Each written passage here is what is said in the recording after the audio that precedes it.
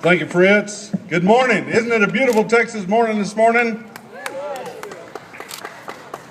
This is a great day in Texas, and we are so honored to have a guest here with us today to recognize him for all of his contributions.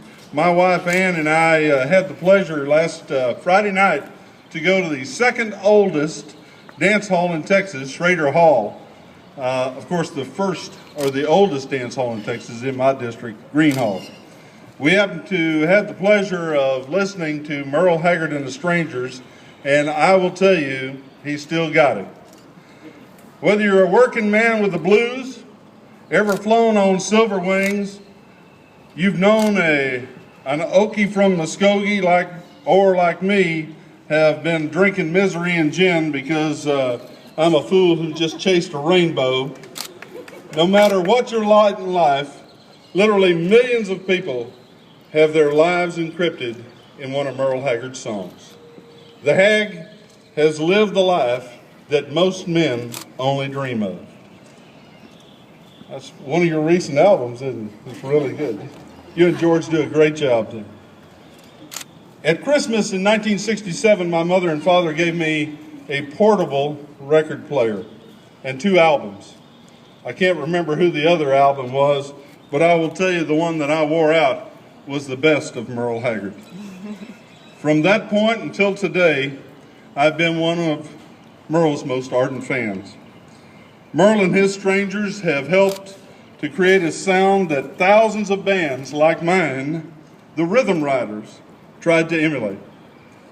From humble beginnings to becoming a country and western legend and hero to many, we are honored to recognize today this with a resolution for you, Merle, from the Texas House of Representatives.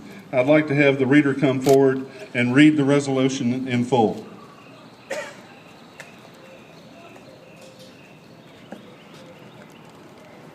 Whereas for nearly half a century, the music of Merle Haggard has championed those familiar with the hardships of life, and the songs of this country music legend have made a lasting mark on American music and earned him recognition as a poet of the common man. And whereas Merle Haggard was born in Oildale, California in 1937, the son of Dust Bowl migrants from Oklahoma, the loss he felt with the death of his father set him on a troubled path during his youth. And he spent the time in a number of juvenile detention centers before ultimately being sentenced to a term in a San Quentin State Prison in 1957. There, he resolved to turn his life around and was inspired to join the prison band after seeing Johnny Cash perform to the inmates. Whereas, following his release in 1960, he began performing in California clubs with his bands, The Strangers, helping us popularize his rousing, guitar-driven Bakersfield sound in 1966. He had his first #1 hit with I'm a Lonesome Fugitive, and in the years that followed, he began using his songwriting skills to acknowledge his turbulent past, to reflect on his experiences of those close to him. And whereas Mr. Haggard went on to record nearly 40 chart-topping songs, including the self-penned classic Hungry Eyes, about the despairs of the Great Depression labor camps, Mama Tried, describing a son's guilt for being sent to prison, and Okie from Muskogee, channeling his father's Oklahoma roots for what would become a patriotic anthem.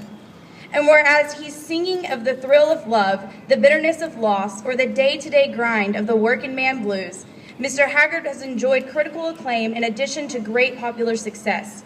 He has won 3 Grammy and numerous Academy of Country Music Awards, and he is inducted into the Country Music Hall of Fame in 1994.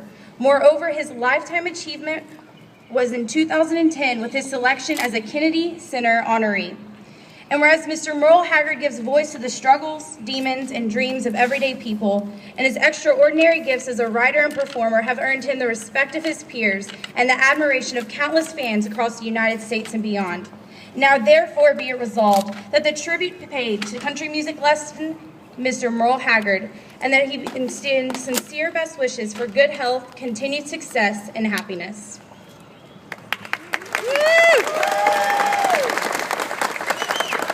And, you know, behind every great man is an even greater woman. And I'd like for y'all to give a round of applause to his wife, Teresa, who's here with him today. Merle, would you like to say a few words? It's really something special to be here.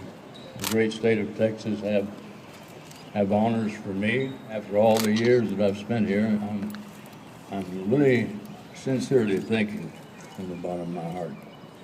Thank you.